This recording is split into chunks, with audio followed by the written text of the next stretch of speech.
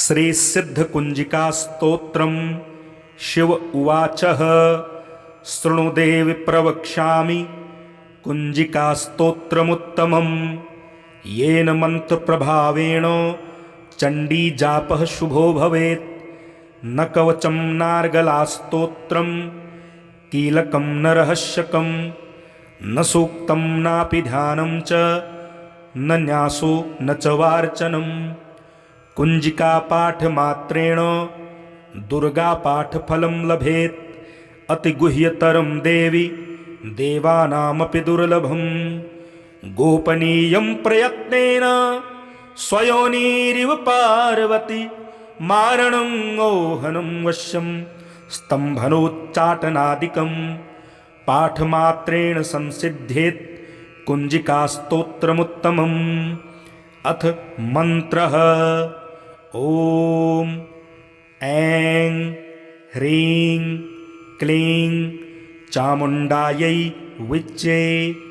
ओम ग्लौं हुं क्लीं जूं शः ज्वालय ज्वालय ज्वल ज्वल प्रज्वल प्रज्वल। ऐं ह्रीं क्लीं चामुण्डायै विच्चे ज्वलहं शं लं शं फट् स्वाहा। नमस्ते रुद्ररूपिण्यै नमस्ते मधुमर्दिनी नमः कैटभहारिण्यै नमस्ते महिषार्दिनी नमस्ते शुम्भन्त्रे च निशुम्भासुरघातिनि। जागृतं हि महादेवी जपं सिद्धं कुरुष्व मे। ऐंकारी सृष्टिरूपायै ह्रींकारी प्रतिपालिका क्लींकारी कामरूपिण्यै बीजरूपे नमोऽस्तु ते। चामुण्डा चण्डघाती च यैकारी वरदायिनी विच्चे चाभयदा नित्यं नमस्ते मंत्ररूपिणी। धां धीं धूं धूर्जटे पत्नी वां वीं वूं वागधीश्वरी क्रां क्रीं क्रों कालिका देवी शां शीं शूं मे शुभं कुरु। हुं हुं हुंकार रूपिण्यै जं जं जं जंभनादिनी भ्रां भ्रीं भ्रूं भैरवी भद्रे भवान्यै ते नमो नमः। अं कं चं तं तं पं यं शं वीं दुं ऐं वीं हं शं। धिजाग्रं धिजाग्रं त्रोटय त्रोटय दीप्तं कुरु कुरु स्वाहा। पां पीं पूं पार्वती पूर्णा खां खीं खूं खेचरी तथा शां शीं सौं सप्तसती देव्या मंत्रसिद्धिं कुरुष्व मे। इदं तु कुंजिका स्तोत्रं मंत्र जागर्ति है तवे अभक्तेनैव दातव्यं गोपितं रक्ष पार्वती। यस्तु कुंजिकाया देवीहीनां सप्तशतीं पठेत् न तस्य जायते सिद्धि अरण्ये रोदनं यथा। श्री रुद्रयामले गौरी तंत्रे शिव पार्वती संवादे सिद्धकुंजिका स्तोत्रम्। श्री सिद्धकुंजिका स्तोत्रम शिव उवाच शृणु देवि प्रवक्ष्यामि कुंजिका स्तोत्रमुत्तमम् येन मंत्र प्रभावेण चंडी जापः शुभो भवेत्। न कवचं नार्गला स्तोत्रम कीलकं न रहस्यकं न सूक्तं नापि ध्यानं च न न्यासो न च वार्चनं। कुंजिका पाठ मात्रेण दुर्गा पाठ फलं लभेत्। अतिगुह्यतरं देवी देवानामपि दुर्लभं। गोपनीयं प्रयत्नेन स्वयोनिरिव पार्वती मारणं ओहनं वश्यं स्तम्भनोच्चाटनादिकं पाठमात्रेण संसिद्ध्येत् कुञ्जिकास्तोत्रमुत्तमम्। अथ मन्त्रः। ॐ ऐं ह्रीं क्लीं चामुण्डायै विच्चे। ॐ ग्लौं हुं क्लीं जूं शः ज्वालय ज्वालय ज्वल ज्वल प्रज्वल प्रज्वल। ऐं ह्रीं क्लीं चामुण्डायै विच्चे ज्वलहं शं लं शं फट् स्वाहा। नमस्ते रुद्ररूपिण्यै नमस्ते मधुमर्दिनी नमः कैटभहारिण्यै नमस्ते महिषार्दिनी नमस्ते शुम्भन्त्रे च निशुम्भासुरघातिनि। जागृतं हि महादेवी जपं सिद्धं कुरुष्व मे। ऐङ्कारी सृष्टिरूपायै ह्रीङ्कारी प्रतिपालिका क्लीङ्कारी कामरूपिण्यै बीजरूपे नमोऽस्तु ते। चामुण्डा चण्डघाती च यैकारी वरदायिनी विच्चे चाभयदा नित्यं नमस्ते मन्त्ररूपिणी। धां धीं धूं धूर्जटेः पत्नी वां वीं वूं वागधीश्वरी क्रां क्रीं क्रों कालिका देवी शां शीं शूं मे शुभं कुरु। हुं हुं हुंकाररूपिण्यै जं जं जं जम्भनादिनी भ्रां भ्रीं भ्रूं भैरवी भद्रे भवान्यै ते नमो नमः। अं कं चं तं तं पं यं शं वीं दुं ऐं वीं हं शं। धिजाग्रं धिजाग्रं त्रोटय त्रोटय दीप्तं कुरु कुरु स्वाहा। पां पीं पूं पार्वती पूर्णा खां खीं खूं खेचरी तथा शां शीं सौं सप्तसती देव्या मन्त्रसिद्धिं कुरुष्व मे। इदं तु कुञ्जिकास्तोत्रं मन्त्रजागर्ति हेतवे अभक्तेनैव दातव्यं गोपितं रक्ष पार्वती। यस्तु कुञ्जिकाया देवीहीनां सप्तशतीं पठेत् न तस्य जायते सिद्धि अरण्ये रोदनं यथा।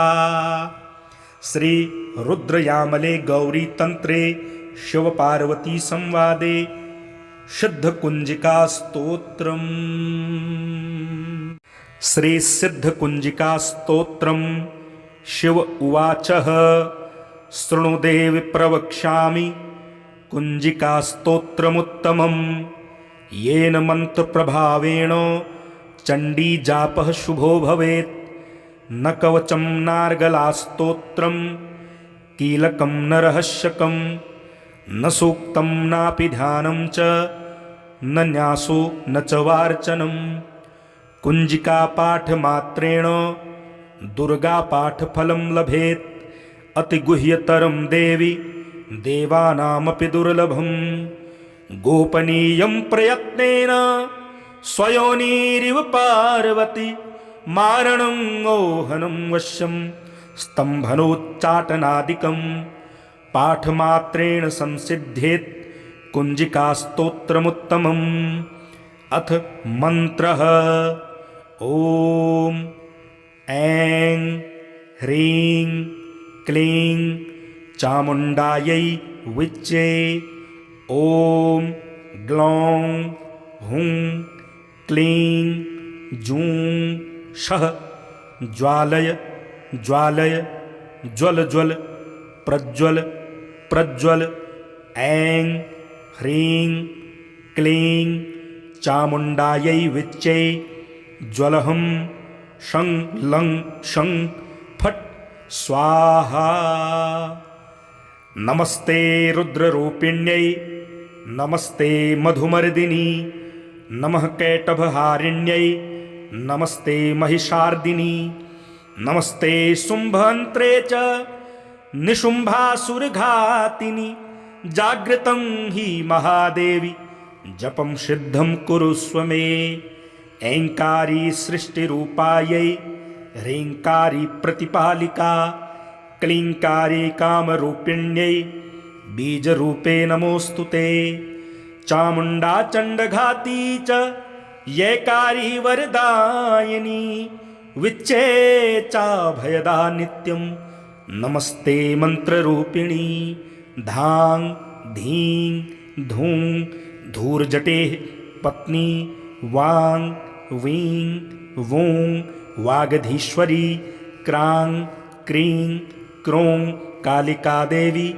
शां शीं शों मे शुभं कुरु हुं हुं हुंकाररूपिण्यै जं जं जं जम्भनादिनी भ्रां भ्रीं भ्रूं भैरवी भद्रे भवान्यै ते नमो नमः अं कं चं तं तं पं यं शं वीं दुं ऐं वीं हं शं धिजाग्रं त्रोटय त्रोटय दीप्तं कुरु कुरु स्वाहा पां पीं पूं पार्वती पूर्णा खां खीं खूं खेचरी तथा शां शीं सौं सप्तसती देव्या मन्त्रसिद्धिं कुरुष्व मे इदं तु कुञ्जिकास्तोत्रं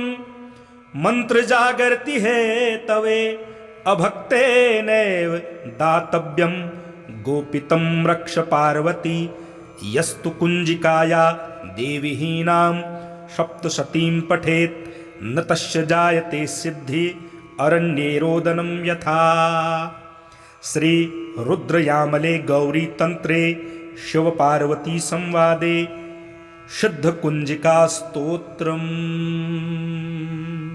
श्री सिद्धकुंजिका स्तोत्रम् शिव उवाचः शृणु देवि प्रवक्ष्यामि कुंजिका स्तोत्रमुत्तमम् येन मन्त्रप्रभावेण चण्डी जापः शुभो भवेत् न कवचं नार्गलास्तोत्रं कीलकं न रहस्यकं न सूक्तं नापि ध्यानं च न न्यासो न च वार्चनं कुञ्जिकापाठमात्रेण दुर्गापाठफलं लभेत् अतिगुह्यतरं देवि देवानामपि दुर्लभं गोपनीयं प्रयत्नेन स्वयोनिरिव पार्वती मारणं ओहनं वश्यं स्तम्भनोच्चाटनादिकं पाठमात्रेण संसिद्ध्येत् कुञ्जिकास्तोत्रमुत्तमम् अथ मन्त्रः ॐ ऐं ह्रीं क्लीं चामुण्डायै विच्चे ॐ ग्लौं हुं क्लीं जूं शः ज्वालय ज्वालय ज्वल ज्वल प्रज्वल प्रज्वल ऐं ह्रीं क्लीं चामुण्डायै विच्चे ज्वलहं शं लं शं फट् स्वाहा नमस्ते रुद्ररूपिण्यै नमस्ते मधुमर्दिनी नमः कैटभहारिण्यै नमस्ते महिषार्दिनी नमस्ते शुम्भन्त्रे च निशुम्भासुरघातिनि जागृतं हि महादेवी जपं सिद्धं कुरुष्व मे ऐङ्कारी सृष्टिरूपायै ह्रीङ्कारी प्रतिपालिका क्लीङ्कारी कामरूपिण्यै बीजरूपे नमोऽस्तु ते चामुण्डा चण्डघाती च यैकारी वरदायिनी विच्चे चाभयदा नित्यं नमस्ते मन्त्ररूपिणी धां धीं धूं धूर्जटेः पत्नी वां वीं वूं वागधीश्वरी क्रां क्रीं क्रों कालिका देवी शां शीं शूं मे शुभं कुरु। हुं हुं हुंकार रूपिण्यै जं जं जं जंभनादिनी भ्रां भ्रीं भ्रूं भैरवी भद्रे भवान्यै ते नमो नमः। अं कं चं तं तं पं यं शं वीं दुं ऐं वीं हं शं धिजाग्रं धिजाग्रं त्रोटय त्रोटय दीप्तं कुरु कुरु स्वाहा। पां पीं पूं पार्वती पूर्णा खां खीं खूं खेचरी तथा शां शीं सौं सप्तसती देव्या मंत्रसिद्धिं कुरुस्व मे। इदं तु कुंजिकास्तोत्रं मंत्रजागर्ति है तवे अभक्तेनैव दातव्यं गोपितं रक्ष पार्वती। यस्तु कुंजिकाया देवीहीनां सप्तशतीं पठेत् न तस्य जायते सिद्धि अरण्ये रोदनं यथा। श्री रुद्रयामले गौरी तंत्रे शिव पार्वती संवादे सिद्ध कुंजिका स्तोत्रम्। श्री सिद्ध कुंजिका स्तोत्रम्। शिव उवाचः शृणु देवि प्रवक्ष्यामि कुंजिका स्तोत्रमुत्तमम् येन मंत्रप्रभावेण चंडी जापः शुभो भवेत्। न कवचं नार्गलास्तोत्रं कीलकं न रहस्यकं न सूक्तं नापि ध्यानं च न न्यासो न च वार्चनं। कुंजिका पाठमात्रेण दुर्गा पाठफलं लभेत्। अतिगुह्यतरं देवी देवानामपि दुर्लभं गोपनीयं प्रयत्नेन स्वयोनिरिव पार्वती मारणं ओहनं वश्यं स्तम्भनोच्चाटनादिकं पाठमात्रेण संसिद्धेत् कुंजिकास्तोत्रमुत्तमम्। अथ मंत्रः ॐ ऐं ह्रीं क्लीं चामुण्डायै विच्चे। ॐ ग्लौं हुं क्लीं जूं शः ज्वालय ज्वालय ज्वल ज्वल प्रज्वल प्रज्वल। ऐं ह्रीं क्लीं चामुण्डायै विच्चे ज्वलहं शं लं शं फट् स्वाहा। नमस्ते रुद्ररूपिण्यै नमस्ते मधुमर्दिनी नमः कैटभहारिण्यै नमस्ते महिषार्दिनी नमस्ते शुम्भन्त्रे च निशुम्भासुरघातिनि। जागृतं हि महादेवी जपं सिद्धं कुरुस्व मे। ऐङ्कारी सृष्टिरूपायै ह्रीङ्कारी प्रतिपालिका क्लीङ्कारी कामरूपिण्यै बीजरूपे नमोऽस्तु ते।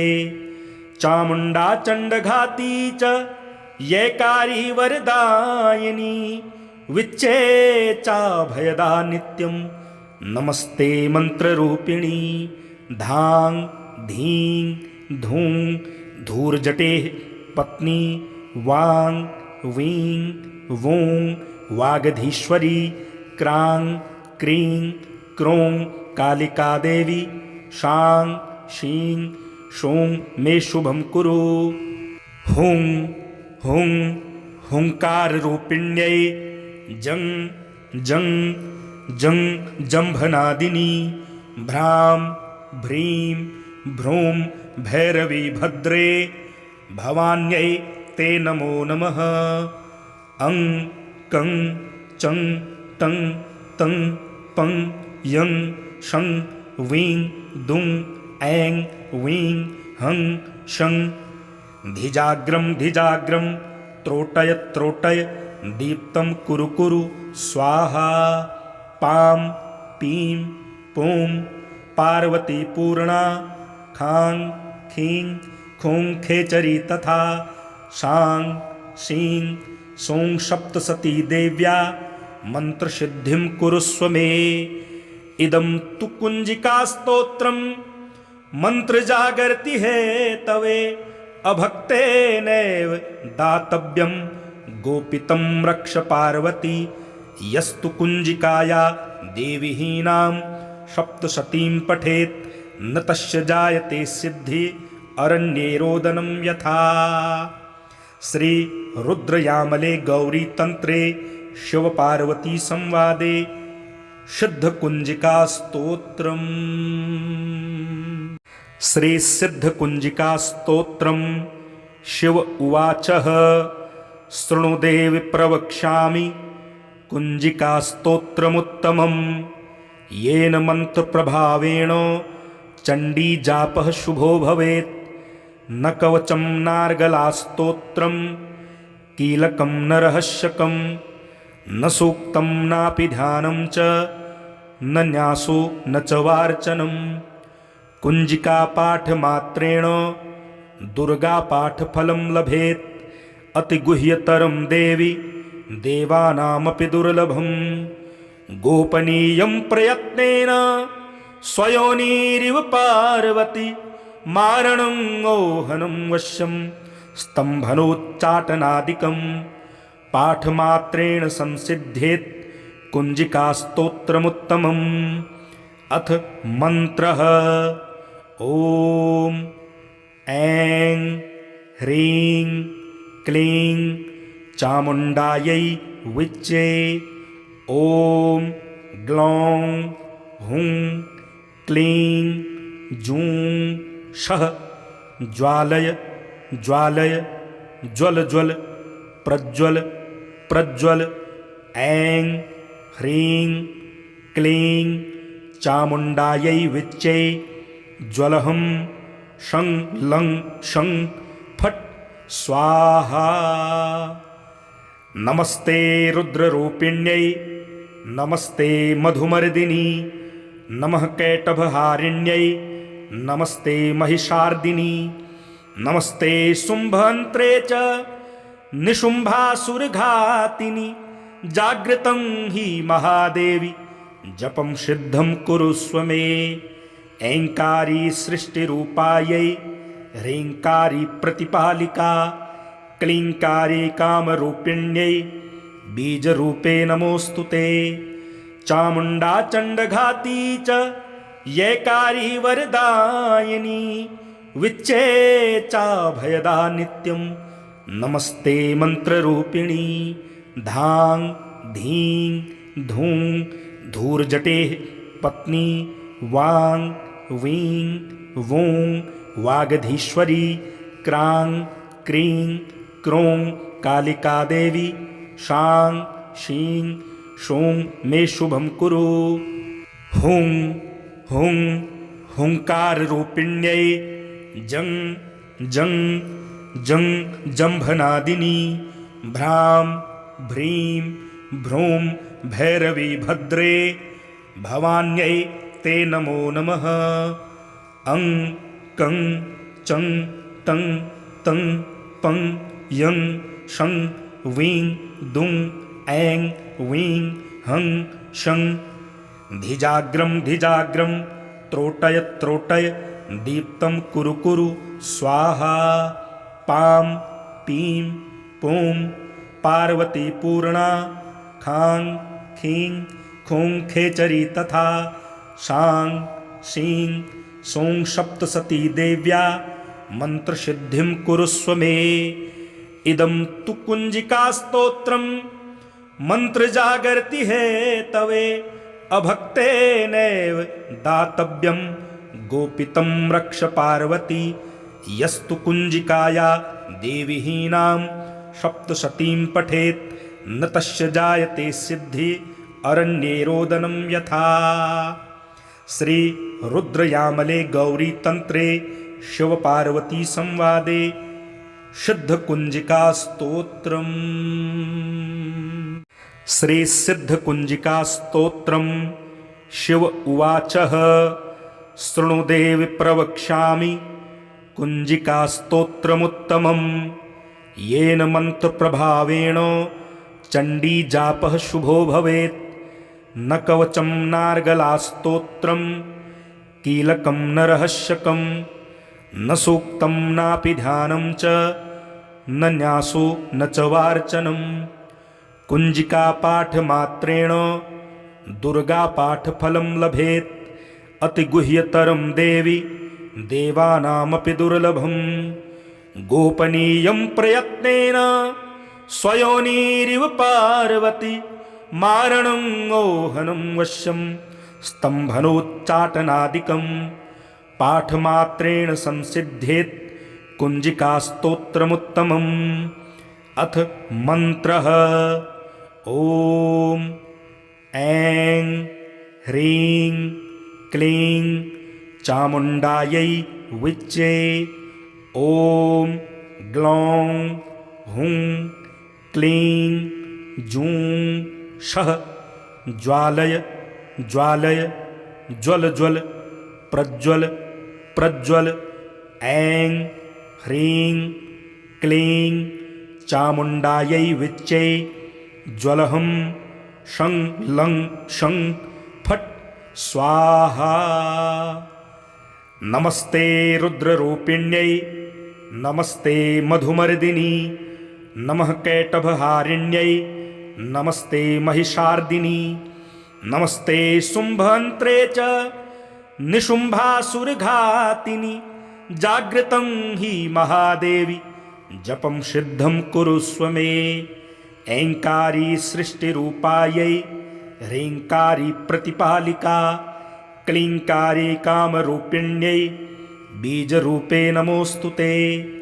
चामुण्डा चण्डघाती च यैकारी वरदायिनी विच्चे चाभयदा नित्यं नमस्ते मन्त्ररूपिणी। धां धीं धूं धूर्जटेः पत्नी वां वीं वूं वागधीश्वरी क्रां क्रीं क्रों कालिका देवी शां शीं शूं मे शुभं कुरु। हुं हुं हुंकाररूपिण्यै जं जं जं जम्भनादिनी भ्रां भ्रीं भ्रूं भैरवी भद्रे भवान्यै ते नमो नमः। अं कं चं तं तं पं यं शं वीं दुं ऐं वीं हं शं। धिजाग्रं धिजाग्रं त्रोटय त्रोटय दीप्तं कुरु कुरु स्वाहा।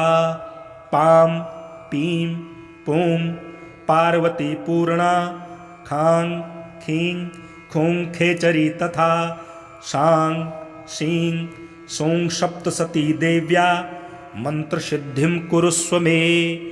इदं तु कुञ्जिकास्तोत्रं मन्त्रजागर्ति हेतवे अभक्तेनैव दातव्यं गोपितं रक्ष पार्वती।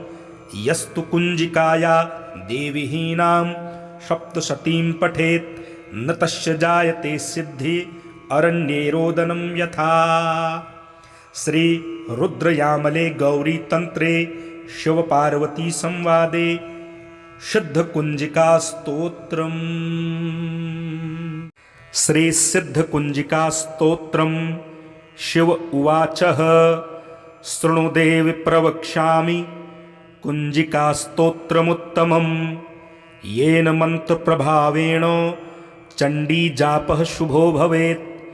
न कवचं नार्गलास्तोत्रं कीलकं न रहस्यकं न सूक्तं नापि ध्यानं च न न्यासो न च वार्चनं।